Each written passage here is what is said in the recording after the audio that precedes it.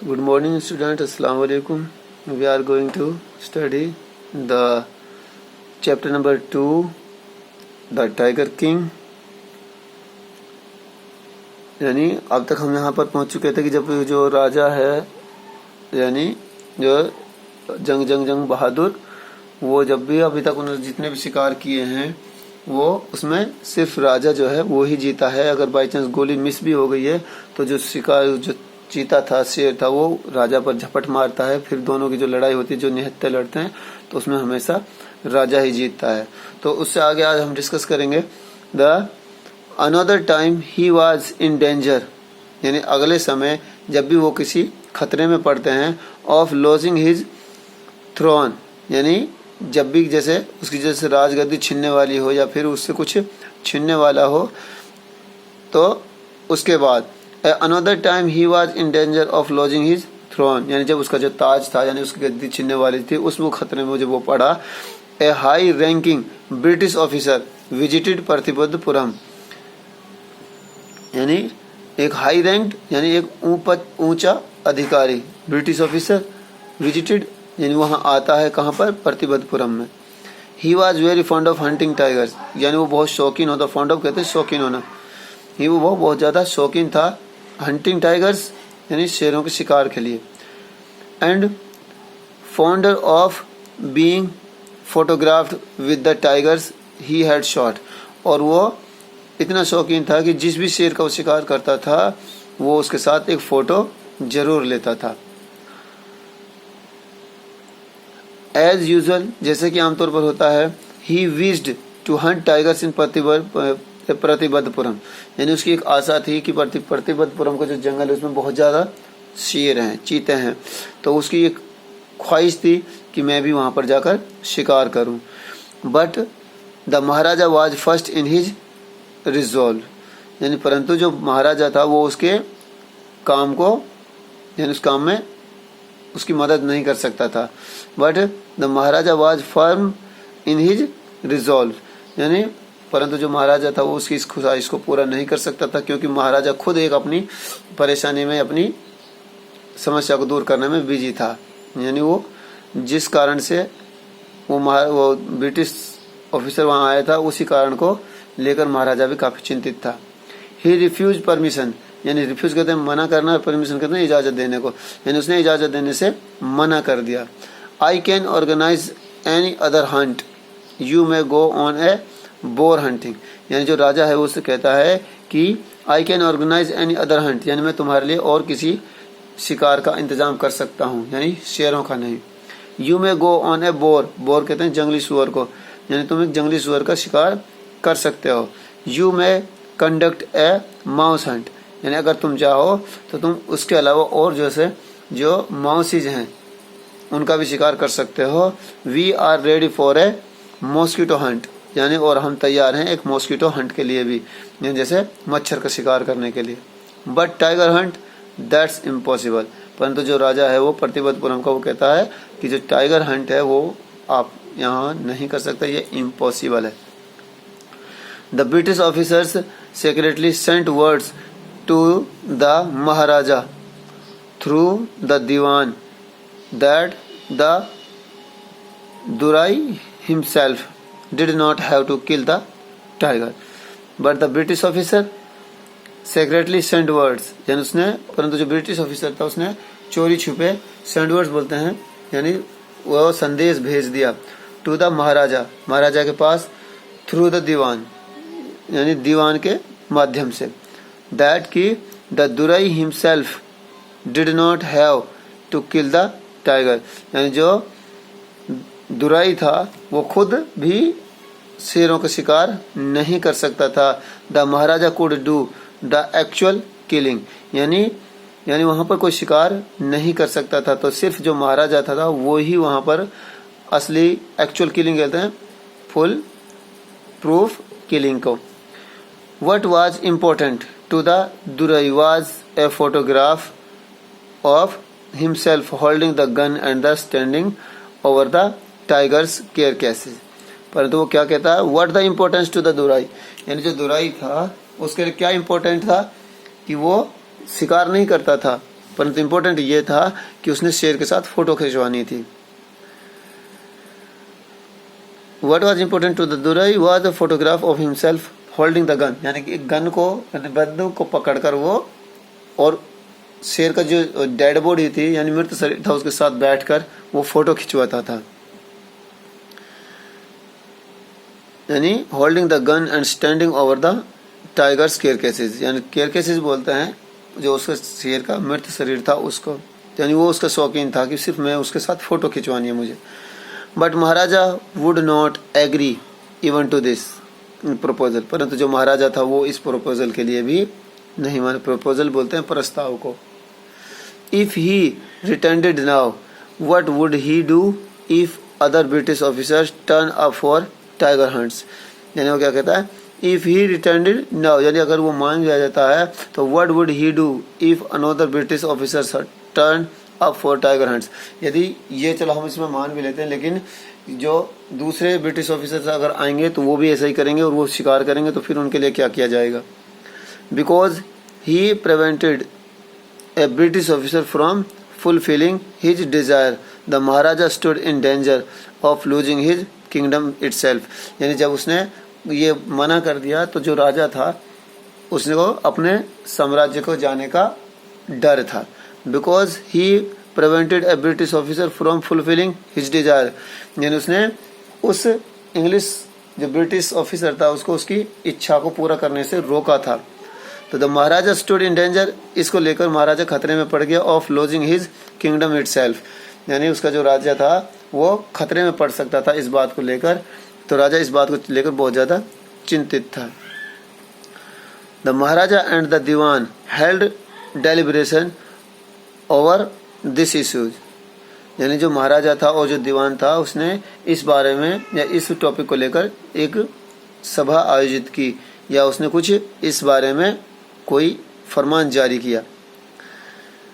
As a result, यानी परिणाम के तौर पर, a telegram was dispatched forward to a famous British company of jewellers in Calcutta, यानी एज रिजल्ट यानी ए टेलीग्राम वाज डिस्पैचेड, यानी एक टेलीग्राम एक खत भेजा गया यानी एक संदेश भेजा गया, फॉरवर्ड यानी किसके साथ, to a famous British company, यानी एक ब्रिटिश कंपनी थी फेमस यानी प्रसिद्ध थी, ऑफ ज्वेलर्स, ज्वेलर्स यानी जो हीरे जवाहरात का काम करते हैं, इन कलकत्ता यानी कलकत्ता में। Send samples of expensive diamonds rings of different designs, यानी उनके लिए कहा कि आप शिकार नहीं करोगे तो उसके बदले में उसने महाराजा ने बहुत सारे डायमंड्स भेजे, उनको सैंपल के तौर पर आप इन पर इनकी रिंग्स बना सकते हो, डायमंड रिंग्स को भेजा गया। And send samples of the expensive diamond rings, यानी हीरे जवाहरात की जो अंगूठियां थी उनको भेजा गया, डिफरेंट डिजाइन्स यानी अलग अलग कला में, अलग अलग आकार की। सम 50 रिंग्स अराइव्ड, यानी लगभग उसमें से 50 अंगूठियां पहुंची। The Maharaja sent the whole lot to the British officers good lady, यानी और उसने जो महाराजा था उसकी जो ब्रिटिश ऑफिसर की जो लेडी थी उसके लिए और भी सामान भेजा था। The king and the minister accepted the duraisani to choose 1 or 2 rings and send the rest back, यानी जो the king and the minister accepted the duraisani to choose 1 or 2 rings, यानी जो महाराजा और जो उसका मंत्री था उसने को आशा ये थी कि इसमें से जो उसने सैंपल्स भेजे थे उसमें से 1 या 2 रिंग वो चुन सकते थे और बाकी को वापस भेज देना। Within no time at all the duraisani sent her reply, परंतु इस बात का लेकर उसने कुछ उसको जवाब नहीं दिया। Thank you very much for your gifts, यानी और उसके लिए कहा कि जो तुमने गिफ्ट भेजी है उसके लिए बहुत बहुत धन्यवाद। In 2 days a bill for 3 lakh of rupees came from the British jewellers, यानी लगभग 2 दिन के अंदर ही 3 लाख का बिल ब्रिटिश ज्वेलर्स की तरफ से आ गया। द महाराजा वाज हैप्पी, यानी महाराजा बहुत खुश था, दैट कि though he had lost 3 lakhs of rupees, यानी लगभग उसने 3 लाख रुपए खो दिए हैं। He had managed to return his kingdom, परंतु उसने अपने राज्य को बचा लिया है। The maharaja's tiger hunt continued to be highly successful, यानी इस तरह से महाराजा ने वो गिफ्ट देकर अपने राज्य को बचा लिया और टाइगर हंटिंग जो थी वो खुद ही करने लगा, बाकी किसी सबको मना कर दिया। Within 10 years he was able to kill 70 tigers, यानी लगभग 10 साल में उसने 70 शेर मार दिए। एंड देन और तब an unforeseen hurdle brought his mission to a standstill, यानी 10 साल तक उसने लगभग 70 शेरों को मार दिया और उसके बाद उसके रास्ते में एक रोड़ा बन गया। The tiger population became extinct, यानी रोड़ा ये था कि जितने भी टाइगर्स थे वो सारे मारे गए, परंतु उनकी जो पॉपुलेशन थी वो बिल्कुल कम हो गई, खत्म हो गई। इन द फॉरेस्ट ऑफ प्रतिबद्धपुरम, कहाँ? प्रतिबद्धपुरम का जो जंगल था उसके जो टाइगर्स की पॉपुलेशन थी वो बिल्कुल खत्म हो गई। जो पॉपुलेशन नहीं रहेगी यानी बाघ बच्चों को जन्म ही नहीं देंगे तो वो बढ़ेंगे भी नहीं। हु नोज, यानी कौन जानता है, whether the tigers practised birth control और कम्यूटेड हाराकिरी, यानी और जो हाराकिरी एक क्षेत्र है वहाँ पर कि उसमें उनको पैदा किया जाता है या उनके लिए उनको सुविधा दी जाती है या उनको बचाव दिया जाता है वहाँ पर। कि who knows where the tigers practised, यानी वो कहता है कि कहाँ पर है, ऐसी कौन सी जगह है जहाँ पर जो शेर हैं वो मिल जाएंगे या उनको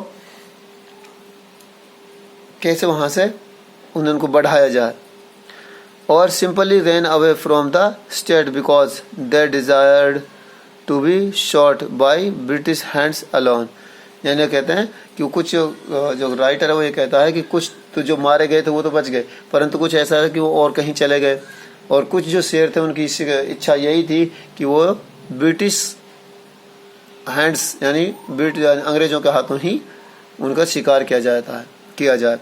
one day the Maharaja sent for the dewan sahib, यानी दीवान साहब के लिए बुलावा भेजा कि भाई दीवान साहब आपको आना है।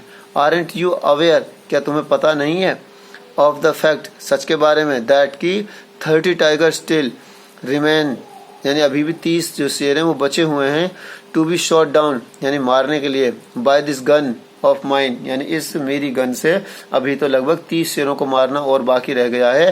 He asked brandishing his gun, यानी अपनी गन को यानी अपनी बंदूक को दिखाते हुए कहता है कि दीवान साहब अभी तो मुझे 30 शेर और मारने हैं, इंतजाम किया जाए। तो shuddering at the sight of the gun, यानी the dewan cried out your majesty I am not a tiger, यानी वो दीवान की तरफ बंदूक तान कर उसको दिखाते हुए कहता है कि तो दिखाता है तो वो डर जाता है, तो क्या कहता है, shuddering at the sight of the gun, यानी जब गन यानी बंदूक दीवान साहब की तरफ हो गई तो द दीवान क्राइड आउट, यानी वो चिल्ला उठा, your majesty Maharaj I am not a tiger, मैं एक शेर नहीं हूँ, मैं एक चीता नहीं हूँ। Which idiots would call you a tiger, यानी किस बुद्धू ने तुम्हें टाइगर कहा है। No and I am not a gun, यानी और वो कहता है कि तुम एक टाइगर नहीं हो और मैं एक गन नहीं हूँ। You are neither tiger nor gun, और ना ही तुम एक गन हो ना ही एक चीता हो। दीवान साहब उसे बोलता, आई समन्ड यू, मैंने तुम्हें बुलावा भेजा, समन बोलते हैं बुलावा भेजने को। You here for a different purpose, यानी एक अलग पर्पज यानी अलग उद्देश्य की वजह से मैंने आपको यहाँ पर बुलाया है। I have decided to get married, यानी मैंने फैसला किया है कि मुझे शादी करनी है। The Dewan began to babble even more, your majesty I have two wishes already if I marry you. The Dewan began to babble even more, यानी जो उस बात को लेकर जो दीवान था वो थोड़ा सा बुदबुदा उठा, यानी उसको कुछ बोल उठा कि your majesty Maharaj I have two wives already, यानी मेरे पहले ही 2 बीवियां हैं। इफ आई मैरी, यदि मैं शादी करता हूँ, यू तुमसे, तो डोंट टॉक नॉनसेंस, यानी जो दीवान साहब ये समझता है कि वो महाराज उससे शादी करना चाहता है, तो जो दीवान साहब वो कहता है कि मेरे पहले से ही 2 बीवियां हैं और मैं अब शादी आपसे नहीं कर सकता। तो वो बोलता है महाराज डोंट टॉक नॉनसेंस, यानी बकवास मत करो। Why should I marry you, मैं तुमसे शादी क्यों करूंगा भाई। What I want is a tiger, मैं तो ये चाहता हूँ कि मुझे एक टाइगर चाहिए, यानी मैं टाइगर का शिकार करना चाहता हूँ। तो वो बोलता है your majesty please think it over, यानी इसका वह महाराज इससे आप परे की सोचें। Your ancestors were married to the sword, यानी तुम्हारे जो असेक्टर्स थे यानी तुम्हारे पूर्वज थे, उन्होंने किससे शादी की, अपनी तलवार से, यानी वो बहुत बड़े योद्धा हुए हैं। If you like marry the gun, यदि तुम चाहो तो तुम गन से शादी कर सकते हो।